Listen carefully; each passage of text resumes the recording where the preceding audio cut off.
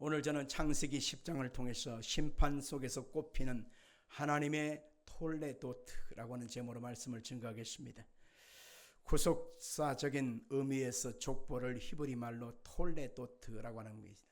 톨레도트라고 하는 것은 하나님의 뜻을 이루어가기 위한 특별한 목적을 가지고 기록한 족보다. 그 족보를 가리켜서 톨레도트 이렇게 말하는 것입니다. 어떤 사람들은 오늘 10장을 읽으면서 사람들의 그 족보 이야기를 계속 읽어나가고 또 그 족보 속에서 혓바닥도 돌지도 않는데 그 나라 사람들의 이름을 불러가는 모습을 보면서 야, 이게 뭐냐, 우리 집안 족보도 어렵고 외우기도 힘들고 귀찮은데 성경의 족보까지 꼭 이렇게 읽어야 되고 공부를 해야 되는가 하는 사람도 있을 것입니다. 여러분에게 한번 물어보겠습니다. 여러분 할아버지 이름을 아시나요? 아는 사람은 다행이에요. 증조부님은 아시나요? 고조부님은 아시나요? 오이구, 대단하십니다. 대부분 할아버지까지는 아는데 증조부나 고조부 할아버지는 저도 몰라요. 솔직히 말하면 몰라요. 왜냐? 의미를 못 느끼기 때문입니다. 그런데 성경의 족보 이야기가 10장으로 가득하기 때문에 굉장히 상관없는 이야기처럼 다루어져서 일반 목사님들이 10장에 대한, 창세기 10장에 대한 설교를 거의 안 합니다. 왜? 별로 그렇게 의미를 못 느끼기 때문입니다. 그러나 우리는 10장을 자세히 공부하다 보면 제일 끝부분에 가다 보면 아하, 이렇구나. 우리 한번 같이 볼까요? 아하, 이렇구나. 이것을 10장 마무리 결론 부분에서 깨달게 될 것입니다. 그러니까 졸면 안 돼요. 재미없다고 그냥 귀를 닫아버리면 안 돼요. 자, 우리 한번 사탄이 기독교를 허물어뜨리려고 획책한다면 기독교의 근간인 성경책을 제일 먼저 회파할 것입니다. 근데 그 성경책 66권 가운데 창세기를 가장 그들은 회파하려고 예를 쓸 것입니다. 왜냐하면 이 창세기 속에는 성경 전체의 기초와 같은 뿌리가 형성되어 있고 척추와 같은 내용들이 담겨 있기 때문에 그런 것입니다. 창세기는 어떤 내용이냐? 하나님의 유일성이 기록되고 하나님의 창조주 되심과 하나님의 주권, 그리고 우리는 하나님의 피조물 되었다는 것, 하나님이 결혼시키고 가정을 만드신 사건, 그리고 죄가 왜 시작됐는가, 예수 그리스도의 구원의 계획과 이스라엘의 선택 구원과 연관된 모든 기독교적인 신앙의 교리가 이 창세기 속에 그대로 담겨져 있기 때문에 저는 이 창세기 공부를 꾸준히 올 한 해 동안 하면서 하나님 말씀의 뜻을 우리가 분별하고자 하는 것입니다. 수많은 자유주의 신학자들은 창세기가 여러 가지 인간적인 이야기가 그렇게 만들어져서 이것저것 합쳐가지고 그냥 짬뽕이 된 얘기다, 편집 이론을 얘기합니다. 그러나 그것은 성경의 전체 내용을 가로지르는 내용입니다. 하나님 말씀을 잘 모르는 것입니다.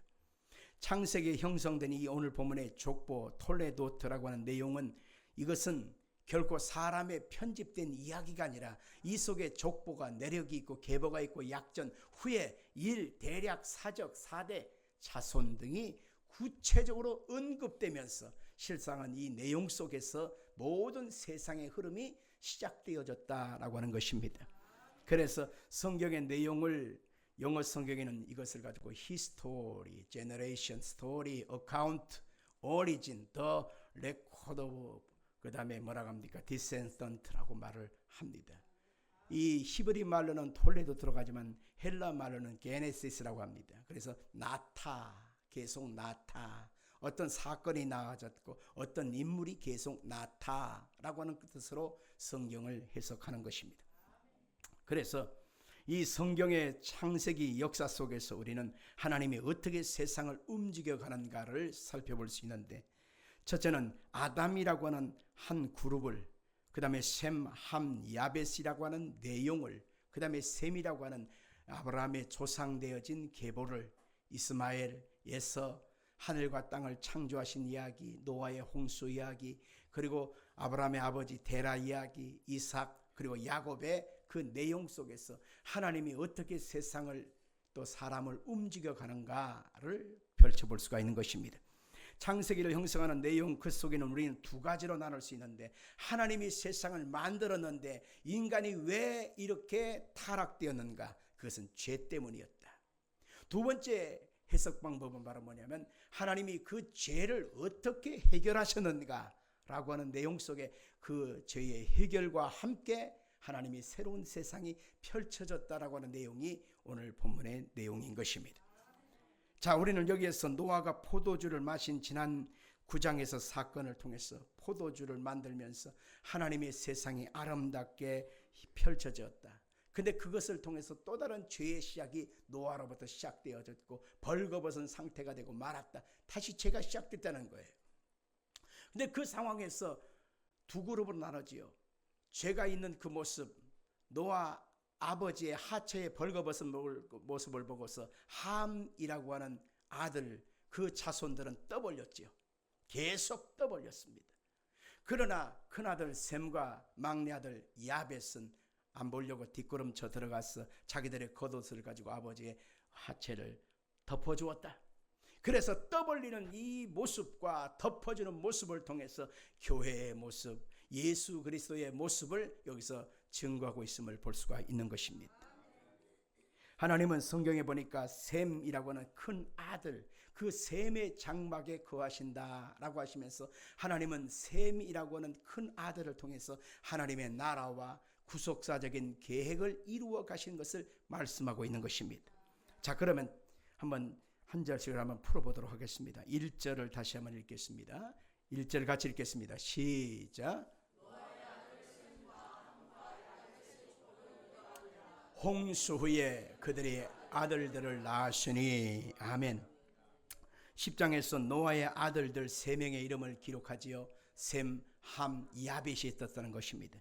그런데 이 아들들의 그 인원수가 몇 명이냐? 성경에 오늘 분명히 계수하다 보면 70명이라고 하는 자손들로 번성하는 것을 보게 됩니다. 70명. 둘째 아들 야벳의 아들, 막내 아들 야벳의 아들 중에서 이 4절에 나오죠. 14명. 둘째 아들 함의 아들들에 대해서는 30명.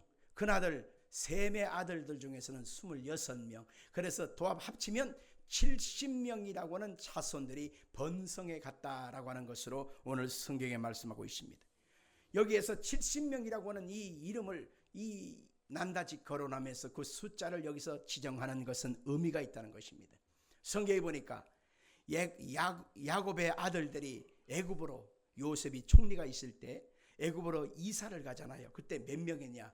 70명이 이사를 갑니다. 70명이. 그리고 하나님께서 모세를 대표로 해서 이스라엘과 언약을 맺으실 때도 장로 70명을 세워서 하나님이 언약을 맺었다는 것입니다. 그리고 예수님께서도 제자들 70명을 세워서 복음을 전파하는 기점을 삼았다라고 성경에 말씀하고 있는 것이죠. 이 70이라고 하는 것은 하나님의 일하심에 대한 완전성을 의미하는 것입니다. 하나님의 나라가 이제 이렇게 시작된다라는 뜻이지요. 11장에서 우리가 다음 장에 보게 될 11장에서 이제 시날 땅에 바벨탑을 쌓는 장면으로 이어지게 되는데, 거기에서 하나님이 바벨탑이 그들의 죄와 교만 때문에 흩어지게 됐다라고 그것을 심판하시는 내용이 나오지만, 그 심판되어져서 흩어진 백성들을 통해서 하나님의 나라가 다시 전 세계로 확장되었다고 하는 사실을 알 수가 있는 것입니다. 우리가 또 볼 수 있는 것은 노아가 홍수 사건이 있고 나서 350년을 더 살게 되어져요. 그리고 노아는 950세까지 살다가 죽었다는 것입니다. 그런데 홍수 사건 이후부터 그가 죽을 때까지 이야기는 성경에 기록하지를 않습니다.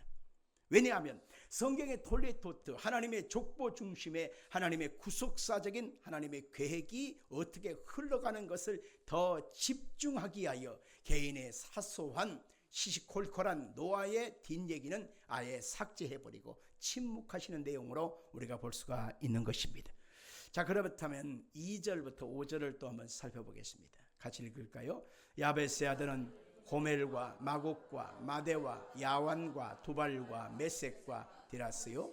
고멜의 아들은 아스그나스와 이밧과 도갈마요. 야한의 아들은 엘리서와 달시스와 기띔과 도다님이라. 이들로부터 여러 나라 백성으로 나뉘어서 각기 언어와 종족과 나라대로 바닷가의 땅에 머물렀더라. 아멘. 하나님이 큰아들 셈의 장막에 거하신다라고 했잖아요. 그러니까 여기에서는 둘째 아들 함, 셋째 아들 야벳이라고 하는 두 아들들을 통해서 민족들이 어떻게 퍼져나갔는지를 여기서 말하고 있는 것입니다. 그 다음에 6절부터 12절도 한번 살펴보겠습니다. 함의 아들은 구스와 미스라임과 붓과 가나안이요, 구스의 아들은 스바와 하일라와 삽다와 라마와 삽드가요, 라마의 아들은 스바와 드단이며, 구스가 또 니므롯을 낳았으니 그는 세상의 첫 용사라. 그가 여호와 앞에서 용감한 사냥꾼이 되었으므로 속담에 이르기를 아문은 여호와 앞에 니므롯같이 용감한 사냥꾼이라 하더라. 그의 나라는 신할 땅의 바벨과 에렉과 악갓과 갈레에서 시작되었으며, 그가 그 땅에서 아수르로 나아가 느네와 루호보딜과 갈라와 및 느네와 갈라 사이에 레센을 건설하였으니 이는 큰 성읍이라. 아멘. 여기에서 함의 아들에 대해서 자세한 설명을 하고 있는데, 이 함이라고 하는 아들을 통해서 여러 자손들이 번성해 갔는데요, 그 중에서 특별히 주목하는 부분은 니므롯을 낳았다는 것입니다.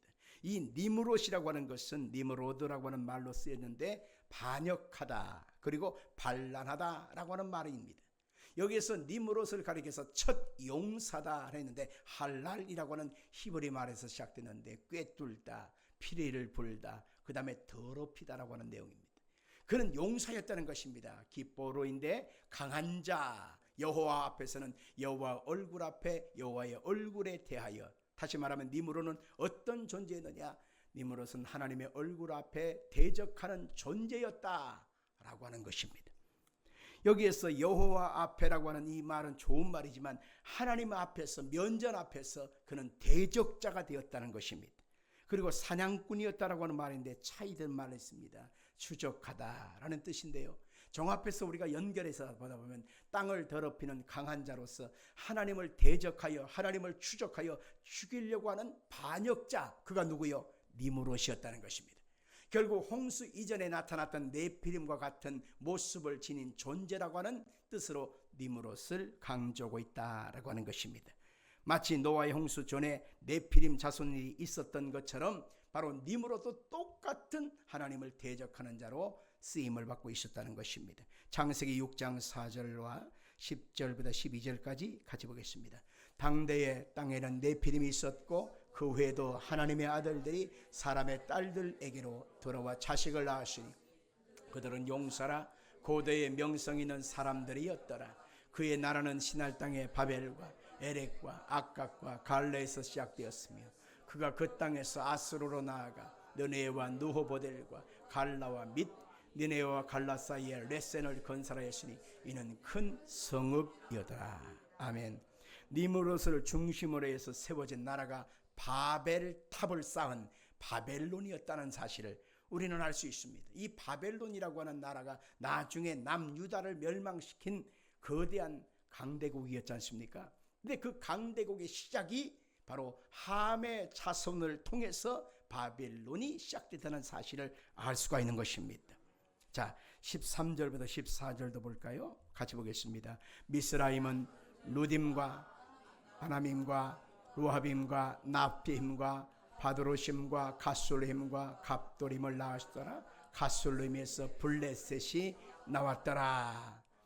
함의 아들, 여기에서 미스라임, 그 미스라임의 바로 무슨 말이냐면 바로 애굽이라고 하는 말입니다. 애굽이 바로 미스라임을 가리키는 나라지요. 근데 여기서 또 누가 나왔냐? 블레셋이 또 나왔다는 것입니다. 여러분, 다윗 시대에 블레셋 군장이 누구였죠? 골리앗이 있었잖아요. 골리앗. 그 골리앗의 시작이 바로 함의 자손들을 통해서 시작됐다는 것입니다. 15절부터 20절 사이에 보니까 가나안이라고 하는 우리가 좋은 말로 젖과 꿀이 흐르는 가나안 땅으로, 축복의 땅으로 시작되지만 그 원래는 거기가 바로 함의 자손들이 거하여 살던 땅이었다는 것입니다. 그래서 그 땅을 하나님이 다 척살하고 그리고 이스라엘 백성들 택한 셈의 후손들이 그것에 들어가서 살게 하시는 축복의 땅으로 변화된 것을 알 수 있습니다. 자, 15절로 20절입니다. 같이 읽어봅시다.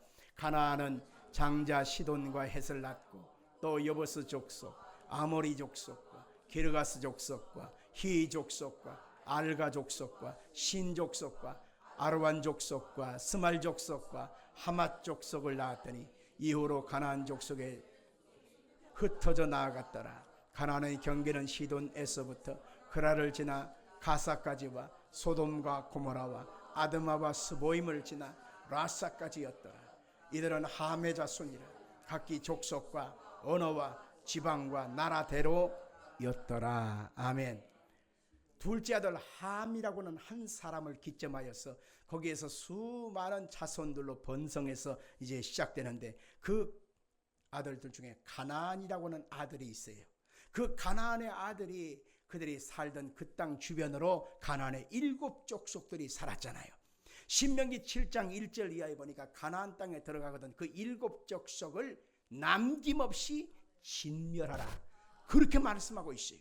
그러니 하나님 앞에서 함의 족속들은 하나같이 쓸모 있는 족속들이 없었어요. 성경은 그것을 악으로 보았던 것입니다. 자, 그런데 거기에 하나님은 셈의 장막에 거하심으로 이제는 함과 야벳 둘째 아들과 셋째 아들의 족보가 계속해서 나눠지게 되지 않습니까? 거기 보면 우리는 예수 그리스도의 사람으로 표현된 사람들은 바로 너희들이라고 표현되어 있어요. 그러나 예수 그리스도를 배척하고 거부하는 사람들은 그들이라고 표현된 것이 있습니다. 같이 볼까요? 너희들, 그들, 다른 표현인 것입니다. 마태복음 13장 11절에 보니까 예수님께서 그들과 바로 너희들을 구별하시고 있음을 보아야 됩니다. 바로 이들은 심판과 구원이 구별되어지게 되어 있어요. 우리가 요한복음 3장 17절로 18절을 한번 살펴봐야 합니다. 하나님이 그 아들을 세상에 보내신 것은 세상을 심판하려 하심이 아니요 그로 말미암아 세상이 구원을 받게 하려 하심이라. 그를 믿는 자는 심판을 받지 아니하는 것이요 믿지 아니하는 자는 하나님의 독생자 이름을 믿지 아니하므로 벌써 심판을 받은 것이니라. 함의 아들 가나안과 그 자손들, 그것은 구체적으로 말하고 있지만 하나같이 하나님의 심판 속에 있었던 것임을 보게 되어지는 것입니다. 이것이 성경에 말하는 족보의 핵심 돌레도트라고 하는 것임을 봅니다. 21절부터 32절까지를 또 살펴보겠습니다. 시작. 셈은 에벨 온 자손의 조상이요 야벳의 형이라. 그에게도 자녀가 출생하였으니 셈의 아들은 엘람과 아수르와 아르박삭과 룻과 아람이요 아람의 아들은 우스와 훌과 게델과 마스며 아르박삭은 셀라를 낳고 셀라는 에벨을 낳았고 에벨은 두 아들을 낳고 하나 이름을 벨렉이라 하였으니 그때의 세상에 나뉘었으며 벨렉의 아우의 이름은 욕단이며 욕단은 알모닷과 셀렙과 핫살메와 에라와 하도람과 우살과 데글라와 오발과 아비마엘과 스바와 오빌과 하일라와 요밥을 낳았으니 이들은 다 욕단의 아들이며 그들이 거주하는 곳은 메사이로부터 스발로 가는 길의 동쪽 산이었더라. 이들은 셈의 자손이니 그 족속과 언어와 지방과 나라대로였더라. 이들은 그 백성들의 족보에 따르면 노아 자손의 족속들이요 홍수 후에 이들에게서 그 땅의 백성들이 나뉘었더라. 아멘. 셈의 족보는 11장 10절 이하에서 다시 한번 구체적으로 반복하고 있는데, 셈의 돌레도트는 바로 하나님이 어떻게 그 백성들을 택하시고 셈의 후예들 중에서 하나님이 아브라함을 택하셨다라고 하는 내용으로 이어지게끔 다시 한번 반복하고 있습니다. 셈의 그 모습은 에벨 자손의 조상이요 라고 했죠. 에벨은 히브리 말로 에베르, 저쪽 너머 지역에서 오다라는 뜻입니다. 자, 그러면 우리가 알고 있는 히브리인들 말하잖아요. 그 히브리라고 하는 뜻이 언어가 어디서 시작되느냐? 바로 여기에서 시작되는 겁니다. 예벨이라고 하는 말에서. 그래서 히브리인들은 가로질러서 건너온 사람들이란 뜻입니다. 가나안 땅 토착민의 그 지역에서 봤을 때는 먼 지역에서 가로질러 건너온 그 셈의 자손들을 보게 되면 이방인이 되는 것입니다. 그러니까 아브라함은 가나안 본토백이가 아니라 이방 땅에서 건너온 사람들인 것입니다. 그래서 하나님은 셈의 후손을 아브라함을 통해서 이루어가는 내용으로 우리가 해석할 수가 있는 것입니다. 자, 아브라함을 이렇게 지칭한 것은 가나안 본토 사람이 아니라는 차원. 그래서 아브라함을 배척했다는 것입니다. 성경 한번 볼까요? 창세기 14장 13절을 보겠습니다. 시작. 그때 아브라함이 아모리 족속 마므리 상수리 숲을 근처에 거주하였더니 마므리는 에스겔의 형제여 또 아넬의 형제라. 그들은 아브라함과 동행한 사람들이었더라. 아멘. 하나님이 아브라함을 택하신 것은 그 본토백이었기 때문에 택한 것이 아니라는 것입니다. 예벨이라고 하는 말에서 우리가 시작된 것처럼 이들은 건너온 사람, 먼 지방에서 흩어져 있던 이방인 작은 민족이었지만 하나님이 그들을 택해서 하나님이 그들을 건너오게 해서 이곳에 살게 했다는 것입니다. 그러니 어찌 보면 이 본토백 입장에서 아브라함의 족속들 가정들을 보게 되면 이방인들이고 별것도 아닌 거예요. 하나님이 택한 것을 보면 가문에 훌륭하고 그 사람이 지혜가 출중하고 인물이 괜찮고 괜찮은 달란트가 있기 때문에 하나님이 택한 것이 아닙니다. 아무런 공로 없고 내세울 것이 없어도 하나님이 무조건적인 택하심, 계획과 은혜로 말미암아 하나님 앞에 들어오게 된 얘기를 여기서 확인할 수가 있는 것입니다. 자, 22절에 보니까 셈의 아들은 엘람과 아수르와 아르박삭과 룻과 아람이라 라고 했는데 아르박삭에서 셀라가 나오고 셀라에게서 예벨이라고 하는 후손으로 이어지게 되지요. 자, 25절 한번 볼까요? 시작. 에벨은 두 아들을 낳고 하나의 이름을 벨렉이라 하였으니 그때의 세상이 나뉘었으며 벨렉의 아우 이름은 욕단이며. 자, 여기 부분에서 우리가 핵심적으로 살펴볼 내용이 좀 있습니다. 여기서 표현하고 있는 그 사건, 이것은 나뉘었다라고 하는 사건은 어디서 본격으로 시작되냐면 창세기 11장에 시날 평지에서 바벨탑을 쌓아서 하나님이 치시니 바벨탑 이후로부터 세상에 흩어지게 되거든요. 그런데 여기에서 25절에 가문, 그 가족들의 나뉘어진 사건을 구체적으로 얘기를 하고 있는 것입니다. 여기에서 벨렉과 욕단이라고 하는 아들로 나누어졌다라고 25절에 얘기를 하고 있는데요. 여기서 벨렉이라고 하는 큰아들과 작은아들 욕단이라고 하는 내용 속에서 우리가 좀 흥미롭게 살펴볼 내용이 있습니다. 벨렉이라고 하는 아들은 셈의 후손인데 그 후손을 통해서 아브라함이 태어나게 되어지고 아브라함에게서 이삭에서 그 다음에 야곱으로 이어지고 야곱에서 12아들로 이어지는 그런 내용으로 하나님의 계보가 이어지거든요. 그러니까 선민, 택한 백성, 거기에서 예수 그리스도라고 하는 메시아가 태어나는 장면으로 이어지거든요. 근데 둘째 아들 욕단이라고 하는 아들이 여기서 우리 한번 살펴볼 내용인 것입니다. 30절 한번 볼까요? 욕단이 어떻게 됐나?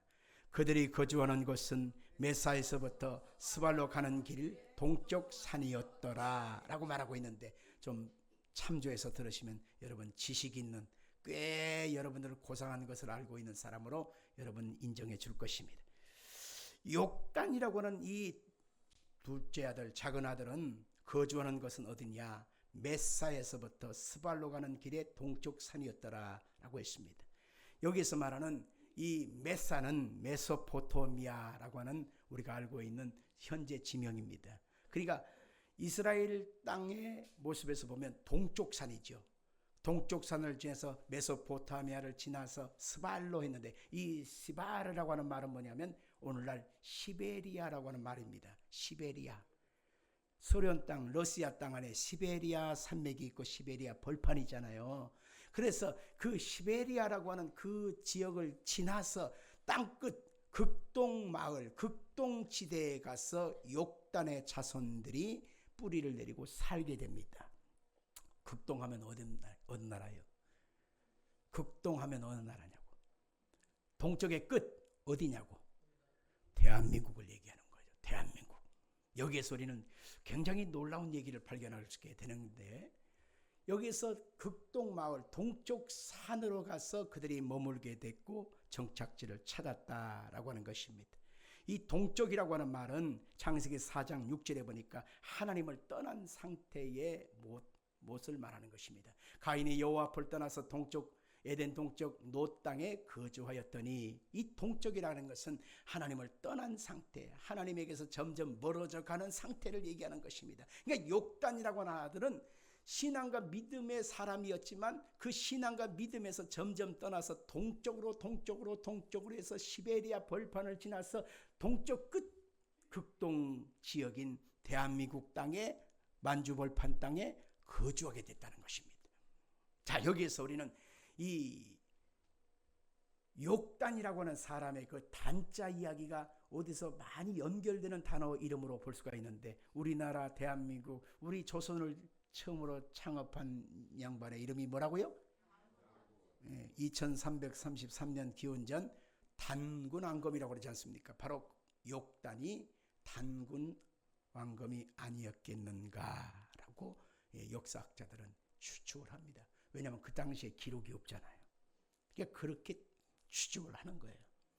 그러면서 이스라엘이라고 하는 나라와 우리가 대한민국 사람으로서 살아가는 이 세상 속에서 비슷한 그 문화가 많이 있습니다. 예를 들면 요셉이 색동 옷을 입었잖아요. 응? 색동 옷을.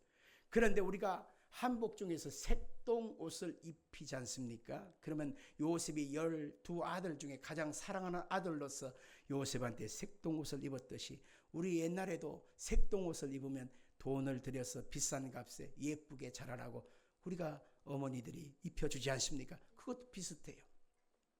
또 야곱이가 죽을 끓이고 있어요. 무슨 죽? 팥죽을 끓이고 있습니다. 팥죽을 끓이고 있는데 세계 나라 중에서 팥죽을 먹는 민족은 딱 두 민족밖에 없습니다. 대한민국 사람하고 이스라엘 백성들밖에 없습니다. 다른 나라는 팥죽을 안 먹어요. 저도 이스라엘 성지순례 가서 팥죽을 먹은 적이 있는데, 우리나라처럼 그렇게 새알죽도 넣고 그렇게 해서 맛있게 양념도 하고 그러면 맛있잖아요. 근데 새알죽이 없더라고. 그냥 팥죽이라 해서 먹었는데 솔직히 말하면 맛 되게 없어요. 그런데 그것 때문에 환장을 해서 자기의 장자권을 팔아버리는 그 예설을 가리켜서 망령된자라고 말하고 있지 않습니까? 팥죽 먹는 습관이, 식습관이 조상대대로 이어져 왔다라고 하는 것입니다. 이렇듯 보는데, 또 한 가지 중요한 사건 중에 하나, 그 중요한 표현 중에 뭐냐면은, 하나님을 가리켜서 야훼, 여호와 우리는 그렇게 부르거든요. 근데 하나님을 가리켜서 또 다른 별칭이 또 있는데, 그것은 뭐냐면은 하나님을 가리켜서 뭐라고 합니까?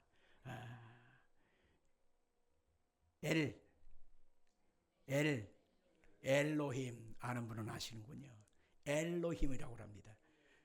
우리 아버지를 가리켜서 부친 이라고 그러지 누구누구입니다 이렇게 말하지 않지 않습니까? 그렇듯이 하나님에 대한 별칭이 엘로힘입니다. 그런데 이 엘이라고 하는 지칭은 하나님을 가리키는 고유 대명사인데요, 하나님을 가리키는 대명사인 엘이 변천돼서 혓바닥에 꼬여서 알로 바뀌어서 불러지게 돼요. 그런데 그 알이라고 하는 표현이 실상은 우리나라 말에 들어와 있습니다. 어디에 들어와 있느냐? 아리랑 아리랑 아라리요, 나를 버리고 가시는 님은 심리도 못 가서 발병난다. 우리는 그렇게 부르잖아요. 그런데 여기서 엘리라고 하는 엘로힘에 대한 하나님의 별칭이 알이 되어지고, 알이라고 하는 그 별칭이 우리는 아리랑에 그 이름을 붙여서 노래를 부르면서 하나님을 떠난 자는 심리도 못 가서 발병난다, 이렇게 해석되는 것입니다. 못 들었던 얘기죠? 근데 이것은 이제 근거가 굉장히 희박을 합니다. 나름대로의 정설이 아니고 사설에 해당하기 때문에 실제적으로 참고 사항이지, 이것을 가리켜서 이것을 이 성경적이다, 이게 기록이 이렇게 있다 말할 수 있는 것은 아닙니다. 그러나 어느 정도는 이론이 가능하다라고 보는 것이죠. 욕단이라고 하는 이 아들이 선민되어진 셈의 그 자손들로 이어져서 거듭난 새로 태어난 백성들로 이어져서 그들이 욕단의 백성이 되어지고 극동아시아로 와서 우리 대한민국 땅에까지 왔는데, 실상은 욕단의 자녀들이 결국 하나님만 잘 섬기는 것이 아니라 하나님에 대한 순종과 하나님을 기쁘시게 하는 것이 아니라 실상은 욕단의 후손들이 또 타락을 합니다. 하나님에 대한 생각을 갖고 있기는 하는데 하나님이 아닌 거예요. 자기가 믿는 것이 하나님인 거예요. 용왕신도 하나님이고 산신령도 하나님이고 저녁이신도 하나님이고 다 하나님이야, 다 하나님.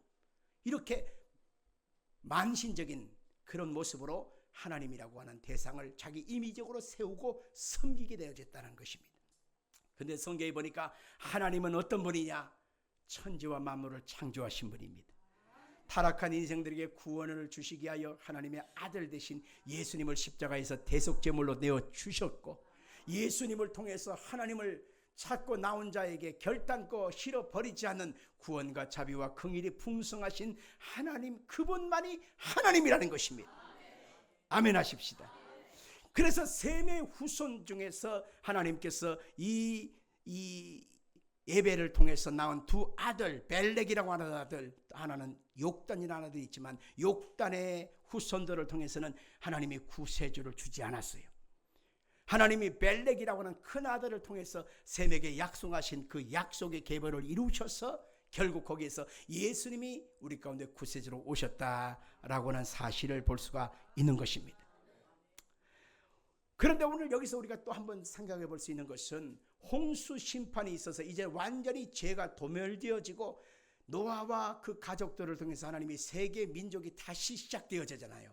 하나님의 돌레토트가 다시 시작돼요. 족보가 시작되어져요. 그런데 그들이 그 무시무시한 홍수 심판을 겪었음에도 노아를 통해서 다시금 죄가 시작되어지고, 그 둘째 아들 함을 통해서 또 죄가 시작되어지고, 야벳을 통해서 또 죄가 시작되어지고, 그리고 두 아들 중에서 벨렉이라고 하는 아들과 욕단이라는 아들이 있었지만 욕단이라고 하는 아들, 우리 민족의 조상이 되어지는 그분들을 통해서도 또 죄가 시작됐다는 것입니다. 왜 그럴까요?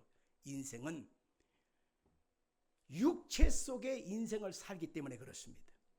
육체라고 하는 이 심장이 발동하고 온기가 있는 이 속에서 평생을 지나다가 이 속에서 살아가는 날 동안에는 죄가 떠날 수가 없다는 것입니다. 육체와 영혼이 완전히 분리가 돼서 우리가 영원한 세상으로 우리가 이사를 가버리면 더 이상 숨을 쉴 필요도 없고 먹을 필요가 없잖아요. 근데 육체가 있기 때문에 사람은 어찌할 수 없이 죄를 또 짓고 또 짓고 또 짓고 또 지을 수밖에 없는 육체의 어쩔 수 없는 한계성 속에 있다는 것입니다. 그런데 그 속에서 우리가 해야 될 일은 뭐냐? 바로 우리의 구원을 이루신 예수 그리스도의 보혈의 피로 자꾸만 씻어내야 되는 것입니다. 온몸에 목욕한 사람은 발만 씻으면 된다고 했잖아요. 그래서 발이라도 씻어내야 하는 것입니다. 우리가 그때마다 지은 육체의 본성 속에 지어진 결과물을 하나님 앞에 토설하면서 예수의 피로 씻어달라고 기도해야 되는 것입니다. 그리고 죄 짓기 전에 예방법이 바로 뭐냐면 우리를 성령의 인도하심 앞에 날마다 맡기고 나아가는 것입니다.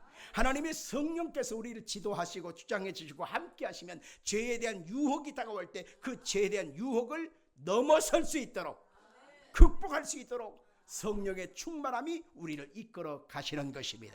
그러나 성령 충만하지도 않고 회개하지도 않으면 죄가 덕지 예수를 믿는 가운데서도 끊임없이 그 사람을 죄가 덮어버리게 돼서 죄가 그냥 누덕 딱지를 입게 되어서 그것 때문에 몸에 병이 다가오지 않습니까?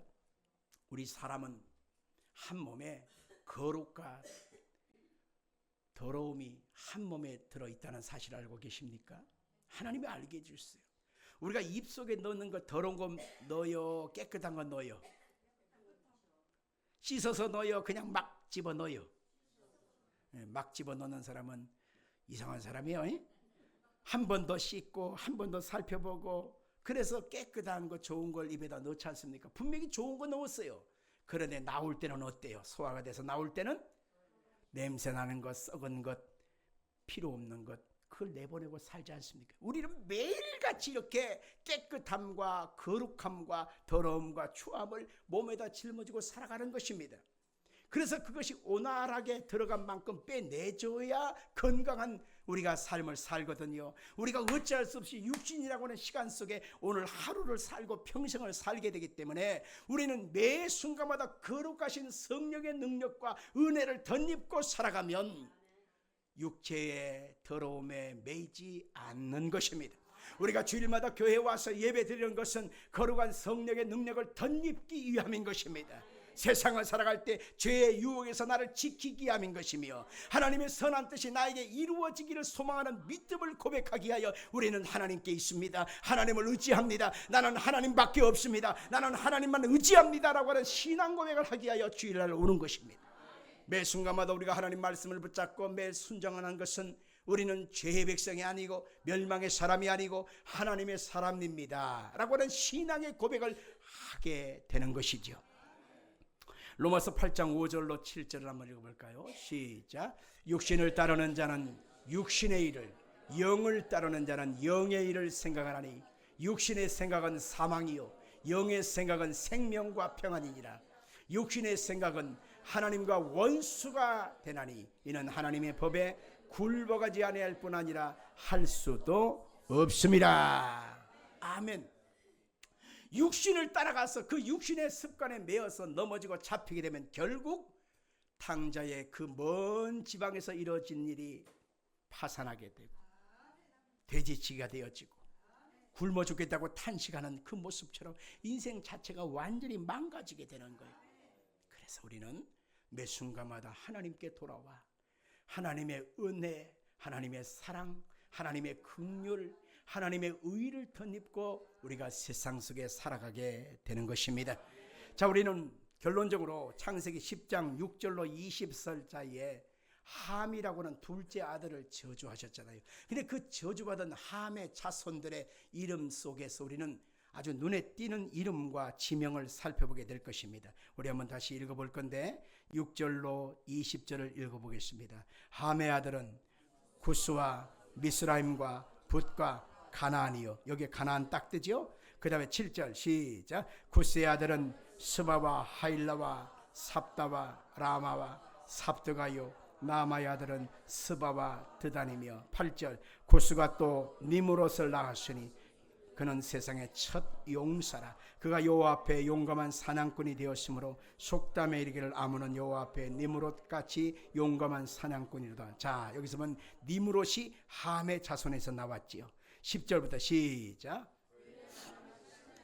바벨과 에렉과 악갓과 갈레에서 나왔으니 신할 땅 바벨 탑을 쌓은 그 반역의 땅이 거기서 등장하지요. 9절부터 시작. 그가 속담에 이르기를 아문은 여호와 앞에 니므롯같이 용감한 사냥꾼이로다 하더라. 그의 나라는 신할 땅의 바벨과 에렉과 악갓과 갈레에서 시작됐고 11절 그가 그 땅에서 앗수르로 나아가 느네와 로호보델과 갈라와 및 느네와 갈라 사이의 레센을 건설하였으니 이는 큰 성읍이라. 미스라임은 누딤과 아나밈과 로하빔과 납딤과 여기서 앗수르가 나옵니다. 아수르가 뭐예요? 북이스라엘을 멸망시킨 이민족이잖아요. 거기서 바로 함의 자손들이 아수르에서 나왔어요. 여기서 또 니느웨라고 하는 곳으로 또 나오지 않습니까? 니느웨이 바로 요나 선지자가 복음을 전하여서 회개했던 땅 아닙니까? 요나 선지자의 그 복음 전한 그 땅 니느웨, 그 동네가 바로 함의 자손을 통해서 이루어졌다는 것입니다. 미스라임이라고 하는 13절의 나라가 나오는데 미스라임은 바로 예굽입니다. 오늘날 말하면 이집트죠. 이집트. 자, 14절 보실까요? 바두 루심과 가솔림과 갑도림을 낳았으니 가솔림에서 블레셋이 나왔더라. 이 블레셋이 여기서 또 등장하는데 블레셋이 누구예요? 다윗의 그 대적자의 마을이 블레셋입니다. 그러니까 이 블레셋이 함의 자손에서 나왔다는 거지요.